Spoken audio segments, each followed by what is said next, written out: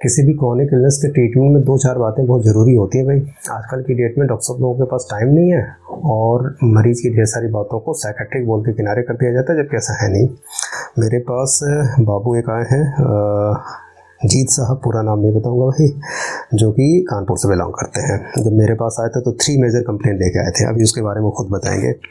3 major complaint में पैरोटिक plate में थोड़ी सी दिक्कत थी इनको, ईपीटी डैमेज थी, और वो भी बहुत लार्ज अमाउंट में फ्लूइड कलेक्ट हुआ करता था राइट ट्यूनिका वेजिनालिस में। दिस इज द रिपोर्ट, एक एमडी रेडियो की रिपोर्ट है। और यूरेथ्रल स्ट्रक्चर था भाई, जिसकी वजह से जब वेरी फर्स्ट टाइम आए थे तो इनके पिताजी इनको लेके आए थे। कानपुर हमारे यहाँ से दूर पड़ता है, वो ऑनलाइन कंसल्ट भी कर सकते थे, लेकिन इतनी जगह घूमने टहलने के बाद से वो इतना डरे हुए थे, खास करके ये ज़्यादा डरे थे और इनसे भी ज़्यादा इनके पिताजी डरे हुए थे। ठीक है, वो सारी कंडीशन पहले ये बताते हैं, फिर हम बताते हैं कि कंक्लूजन क्या रहा और वास्तव में ऐसे केसेस में अप्रोच कितना मायने रखता है और तरीका क्या अडॉप्ट करना चाहिए, पेशेंट की काउंसलिंग क्यों इम्पोर्टेंट होती है, और ये सारी चीज़ें किसी भी मरीज़ की रिकवरी में क्या रोल प्ले करते हैं। ओके जीत बेटा, तो ओवर टू यू। तो वेरी फर्स्ट टाइम जब आप हमारे पास सितंबर में आए थे ना बेटा, ठीक है, सितंबर में क्या क्या दिक्कत मेरे पास आप लेके आए थे? यूरिन की फ्लो काफ़ी वीक हो रही थी, राइट टेस्टिकल में पेन हो रहा था, ठीक है, और उसके अलावा सर यूरिन होती नहीं थी, दर्द होता था, पेट पूरा फूल जाता था, इतना ज़्यादा ऑब्स्ट्रक्शन हुआ करता था कि पूरा ये स्क्वीज करके यूरिन करते थे। ठीक है बेटा, और क्या दिक्कत होती थी? जैसे लगता था ऑब्स्ट्रक्शन है सीवियर, ठीक है ना, चुभन होती थी, चुभन भी होती थी, और यूरिन का जो ऑर्डर था यानी कि जो स्मेल थी वो भी ऑफेंसिव हुआ करती थी, स्मेल आती थी। ठीक है बेटा, अच्छा इनको मैंने, अच्छा कुछ जांचें ऐसी होती हैं जो लोग लिखते नहीं, हमें नहीं मालूम है। जब बार बार रिकरेंट यूरेथ्राइटिस हो रही हो तो चले B27 भी करवा लेना चाहिए, क्योंकि हमने 1 से 1.5% मरीजों में उसको पॉजिटिव देखा है। वेरी फर्स्ट टाइम में जो मैंने इनको एडवाइस दिया था, चले B27 का दिया था, RGU-MC, USG KUV with PVR and complete profile, क्योंकि हमें देखना था। अच्छा, इससे पहले कितने डॉक्टर को दिखा चुके थे लगभग? और कम से कम 10 से 12। अच्छा ठीक है, बहुत रिनाउंड डॉक्टर भी थे। हाँ, ठीक है, कानपुर के एक से स्पेशलिस्ट। ठीक है, और किसने बोला, डॉक्टर का नाम न बताना, किसी ने बोला कि नहीं ये साइकेट्रिक दिक्कत है? सर बोला था साइकेट्रिस्ट को दिखवाइए, साइकेट्रिक को दिखवाइए। बहुत अच्छा आसान सा तरीका है कि जब कुछ ना समझ में साइकेट्रिक को दिखा दीजिए। कई बार ऐसा होता है कि बहुत बड़े बड़े डॉक्टरों से छोटी छोटी गलतियां भी हो जाती हैं। मैं डॉक्टरों की इंटेलिजेंसी और उनके कैलिबर के ऊपर हम क्वेश्चन मार्क नहीं कर रहे भाई।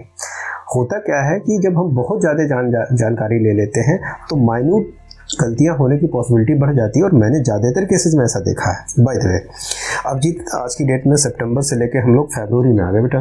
फरवरी में इतने 5 महीनों में आपने 5 महीनों में आपने कैसा फील किया और अभी कैसा लग रहा है आपको? अच्छा बेटा, एक चीज़ और बताना चाहिए, उस समय सीरम क्रिएटिनिन आपकी 1.21 और GFR 88 पे हुआ करता था। ठीक है, ऑब्स्ट्रक्टिव पैथोलॉजी की वजह से GFR और सीरम क्रिएटिनिन कॉम्प्रोमाइज हो रही है, और डॉक्टर एडवाइस कर रहा है कि आपका जो केस है वो साइकेट्रिक है।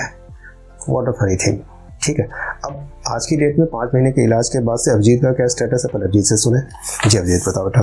सर अब यूरिन बिल्कुल आराम से हो रही है, बस थोड़ी सी स्प्रिंकल हो रही है, ऐड क्या हो रही है। हाँ। ठीक है भाई, और बाकी दर्द भी नहीं हो रहा करने में। वेरी गुड बेटा। अब दिन भर में कितनी बार यूरिन जा रहे हैं आप? सर 2-3 बार। 2 से 3 बार, और एक बार में यूरिन लगभग कितनी निकल रही है और कितना समय लग जा रहा है बेटा? सर 300 से 400 ml, और समय लगभग कितना लग रहा है बेटा? 3 सेकेंड हो जाती, 25-30।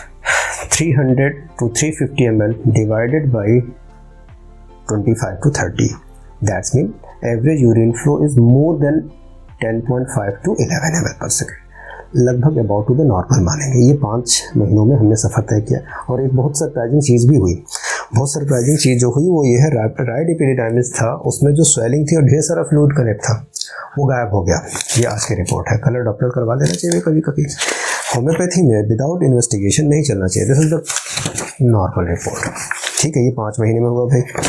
और ये भी बात सही है, इधर उधर नहीं करवाना चाहिए, एक अच्छे रेडियोलॉजिस्ट से ही करवाना चाहिए। डॉक्टर साहब जिनसे मैंने करवाया है वो DM रेडियो हैं, KEM हॉस्पिटल मुंबई के। ठीक है भाई। ओवरऑल एक बहुत बड़ा क्वेश्चन मार्क है जो हमने पहले बताया, रिकवरी कैसे होती है, काउंसलिंग का क्या रोल है, और बाकी मेडिकेशन किस हद तक इफेक्ट करती है। Believe and the trust is a very important thing whenever a patient meet to a doctor. और मेरा ऐसा मानना है कि पहली बार की केस हिस्ट्री में आप समय दे दीजिए ताकि बार बार टाइम ना देना पड़े, एक बार में जो कलेक्ट करना कर लीजिए। वेरी फर्स्ट टाइम जब अभिजीत आए थे, बिलीव मी कि आधे से 1 घंटा लग गया था इस बच्चे को समझाने में, इसके फादर को समझाने में। कि देखिए कोई दिक्कत नहीं है, हम हैं, कोशिश करेंगे, भगवान तो हम नहीं है, लेकिन ईमानदारी से अपना 100% एफर्ट देंगे, बाकी गॉड नोस। सर पीजीआई में भी 1 साल है, पीजीआई में भी इन्होंने 1 साल दिखाया भाई। तो सबसे जो ज़रूरी चीज़ है कि हमने आधे से 1 घंटे टाइम देके इस बंदे का कॉन्फिडेंस बूस्ट किया कि देखो बेटा कोई दिक्कत नहीं होने वाली, जहाँ भी होगा जो भी होगा वो हम अपनी तरफ से बेस्ट एफर्ट करें। लिटरली बता रहे हैं, उस 2 ऑफ सितंबर को भी मैंने ये बात सोच कर रखी थी कि कभी सीरियस इलनेस होगी तो मैं कानपुर में किसी यूरोलॉजिस्ट के कंसल्टेशन में भी डाल दूंगा। कोई ज़रूरी नहीं कि हम अकेले सही कर लें, मरीज का सही होना ज़्यादा ज़रूरी है, हमें क्रेडिट नहीं लेना भाई। क्रेडिट जो डॉक्टर साहब लोग लेते होंगे उनको लेने दीजिए। और कई डॉक्टर साहब लोग तो बात के नहीं मानते कि होम्योपैथी से कुछ ठीक होता है, और कई डॉक्टर साहब लोग ऐसे हैं जो ब्लाइंडली फेथ करते हैं। कुछ जयपुर के यूरोलॉजिस्ट और कुछ दिल्ली के बड़े बड़े इंस्टीट्यूशन के यूरोलॉजिस्ट भी हमारे कंसल्टेशन में है जो दवा लेते हैं। उनसे ज़्यादा जानकारी तो यूरोलॉजी की किसी को होगी नहीं, हमें लगता है।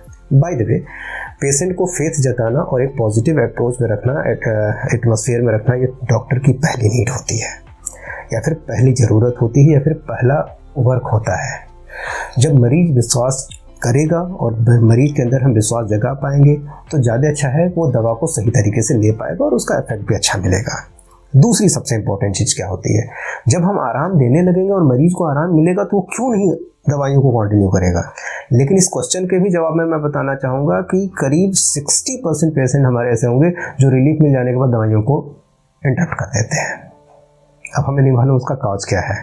कई लोगों की ये भी कंप्लेन होती है, डॉक्टर साहब दवा कॉस्टली है। क्यों भाई, अब जैसा ही है ना। यस जब हम हायर पोटेंसी पे चलेंगे और फ्रीक्वेंट रिपीटेशन पे चलेंगे तो दवा की डोजिंग और बाकी की कॉस्टिंग भी ज़्यादा होगी। क्यों होगी भाई, हमसे मरीज दूर रह रहा है, कहीं खुदा न खास्ता उसकी यूरिन रुक गई तो जितना हम पैसे बचाने का प्रयास कर रहे हैं लो पोटेंसी देने का, उतना वो बेचारा किसी यूरोलॉजिस्ट को दे देगा।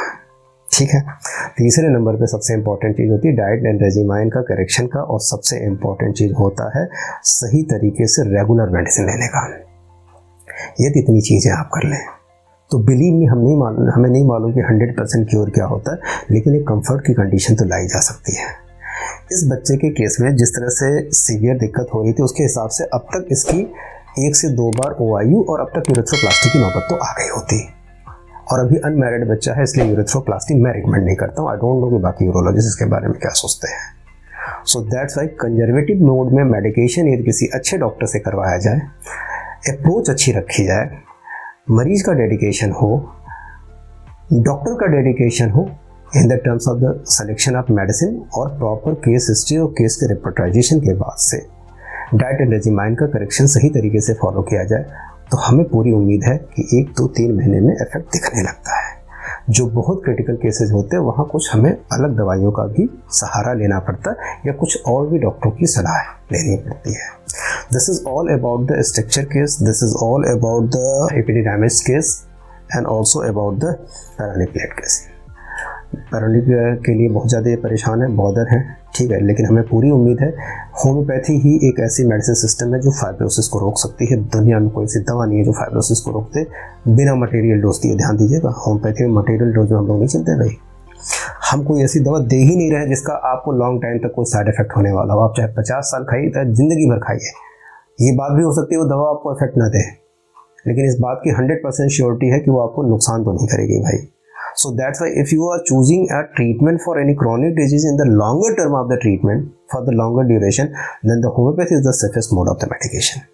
इससे ज़्यादा हम कुछ भी नहीं बता सकते हैं क्योंकि होम्योपैथी से सेफ ड्रग दुनिया में हो ही नहीं सकती है यदि वास्तव में मटेरियल डोज में या फिर मदर टिंचर में ना यूज़ किया। आज तक हमने कभी किसी को क्यू प्रेस्क्राइब नहीं किया।